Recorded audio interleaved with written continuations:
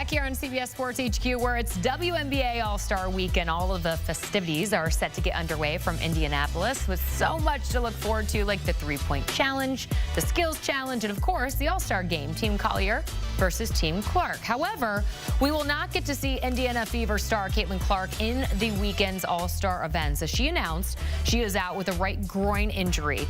Clark released this statement saying, "I'm so excited for Indy to host WNBA All-Star this weekend. I know this will be the best All-Star yet." She went on to say, "I am incredibly sad and disappointed to say I can't participate in the three-point contest or the All-Star game. I have to rest my body. I will still be at Gainbridge Fieldhouse for all the action, and I'm looking forward to helping Sandy coach our team to a win."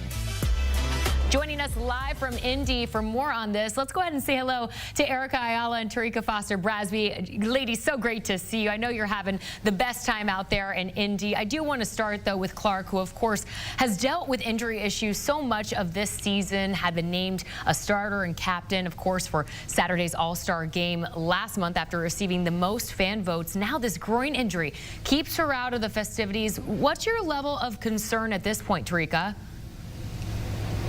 Yeah, well, I think this is just the best thing for her to do. You know, dealing with a groin injury, with it being a muscle injury, it's so hard to put a finger on what a timetable look like, what the recovery process will look like. And so the best thing to do is to take this moment to use it as a time to give your body rest and to heal, because ultimately this team wants to contend. They want to win a championship, and they know that they're going to need Caitlyn Clark on the court in order to do that. So to me, it makes the most sense to just go ahead and rest out. Indeed, and we've heard Lisa Leslie talk about having a very similar injury and how, as you mentioned, it just takes time. And when you have so many explosive movements as at the guard position, but also someone who stretches the defense because of your perimeter shooting, like Caitlyn Clark, having your legs, having strong legs underneath you is paramount to what she does and what she needs to do for this Indiana Fever team.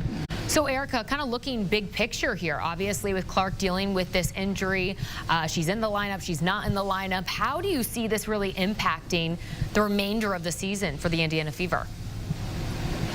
You know, we don't completely know. We have seen this Indiana Fever team, though, compete without Caitlyn Clark, and at first it was a little bit of a challenge that they had to figure out. I've talked before, though, about having Ari McDonald step in, and now not just being a hardship contract player, but someone that is with the team for the remainder of the season. Her game has flourished. We see Natasha Howard also stepping up into her game. So you never want a player like Clark out of the lineup. And we've seen that Stephanie White and her team have figured out how to play without Clark. And to me, that's what's most important, right? Being able to find that confidence and find that balance. This is a totally different team from the schematics, from how they approach the thing defensively. They're a different team when Caitlyn Clark isn't on the floor. And we've heard other coaches and, analysts say, hey, you have got to learn how to scout this Fever team differently when you have Clark and when you don't, because either way, they can both be dangerous. We've seen over the last couple of weeks, they've kind of figured out how to be dangerous without Caitlyn Clark on the floor. And that's actually going to be great for her recovery process, because now there's no rush. There's no reason that Stephanie White needs to rush to get her back out there. They can figure out how to win and be dangerous without her and have her come back when she's ready and really make the strongest impact. Yeah, that's a really good point, Terrika. And we will see how they fare. They have a really tough game coming up July 22nd against the New York Liberty. So let's go ahead and get back to Indy here. Media Day was today. You both had a chance to talk to some big names. What were your biggest takeaways, Erica? What I was taking away, Terrika, is that everyone is really excited to be here in Indiana. Now, we've talked to first-time All-Stars like Sonia Citron, and then Brianna Stewart and Nneka Ogwumike, who've been in the league for a while, have been to many All-Star weekends. But the hospitality was something that Nneka said kind of slapped her in the face as soon as they hopped off the plane in Indiana. And I can say the same as media. There might be a few gifts I'm still waiting on. Terrika knows what I'm talking about. But no, everything has been fantastic here. The Sports Commission and different local entities working with the Indiana Fever and the WNBA to make us all feel welcome. Absolutely. Like, I have also felt like some of the players who are first-time All-Stars and maybe second-time All-Stars, they really feel as if they are continuing to prove themselves. And this being here gives them the validation that they kind of really wanted and secretly knew that they deserved. We talked to Brittany Sykes, who was a replacement side player for Caitlyn Clark coming in today. And she's like, hey, you know, I'm glad the fans had my back. I'm glad people spoke up and stood up for me being in this position because I felt like I've earned it and deserved it. And that was really great to hear. But also the hometown hero in Kelsey Mitchell. This is her third time being an All-Star over the last 3 straight years. And she also talked about just how important it was for her to be a part of this moment here in her hometown. Well, in the hometown that she plays for. WNBA hometown. But more importantly, just even though she's a 3-time All-Star, she still feels like she's maturing and her game is getting better,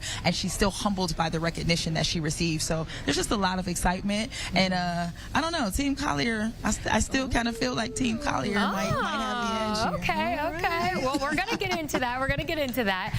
I do want to ask you a little bit more about some of the other festivities going on. We've got the skills challenge, of course. We've got the 3-point contest. The current favorite right now to win is Sabrina Ionescu. Is she your pick, Terrika?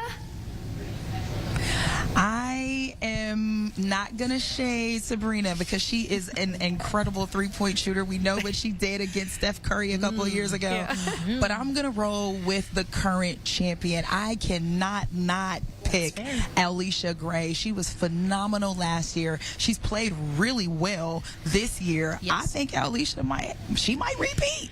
I mean, that's a solid pick. I cannot deny that is a good pick. Reigning champion. We know that the WNBPA has been able to find a sponsor and up the ante when it comes to bonus money. So Allisha Gray got that first cut. So this is where I flip it on you, Terrika. Okay? Because when Sabrina Ionescu won the WNBA 3-point contest, she didn't have all that bonus money. So now she's in a position to maybe get some of that. Now, I put that maybe as a way for Sabrina, who quite honestly has struggled a little bit with her 3-point shot throughout the regular season. At times, she was dealing with a little bit of an injury. But she has looked a lot better in the last couple of games, I would say. But we spoke to Sabrina. She talked about the pressure that she had last time she was in Indiana and Indianapolis at the NBA All-Star. That just being something that meant so much for the growth of the game, especially on the women's side. But this, cool, calm, collected. Stewie said the team is just supporting her. But Stewie also told me that she might have to get a little mean with her. Because when Sabrina, and we saw it in the interviews, when she locks in, oh man, it's a whole nother level. She is definitely in. She is locked in. That is going to be so fun to watch. I can't wait. Now, as far as the game, ladies, Team Collier is the favorite to win over Team Clark. With this Clark news, it does seem like they do have the edge here. But why else will Team Collier be so dominant? And are you on the same page, Erica, as Terrika there? You know, I feel like we always go back and forth on these. And actually, I said earlier today that I'm actually going to lean into Team Clark. Not only because they have that fallen captain now that they can rally behind in Clark. And you know Caitlyn Clark is just as intense, if not even more, than Sabrina Ionescu. So she's going to have that team ready to go. She didn't say Coach Brondello. She's like, Sandy and me, we got this. We got this, okay? But then also, Terrika, I think it's always interesting because while you have so many veteran players that know the game on Team Collier, this is still All-Star.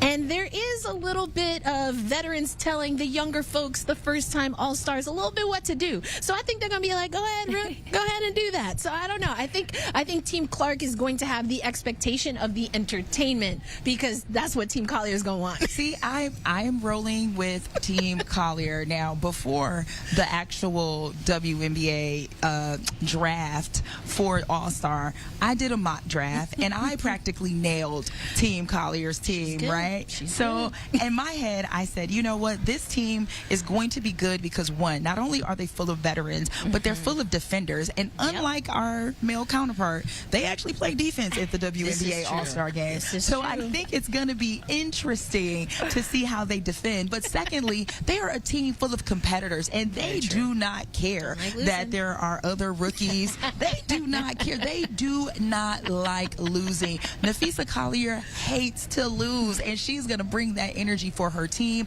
Alyssa Thomas can't stand losing. Nneka Ogwumike, she will turn it on because she does not like to lose. So I think Team Collier has the edge here, and I felt like that even before Caitlyn Clark went out. So I really feel good. She is staying true. One thing about Terrika, she will stay true to herself, and she will come with receipts. I absolutely love it. Ladies, you stay out of trouble there in Indy. We cannot wait till tip-off tomorrow. The All-Star Game, 8:30 p.m. Eastern Time from Indianapolis for the 2025 WNBA All-Star Game. As you take a look at the best odds right now to win the WNBA Finals this year, the New York Liberty at the top.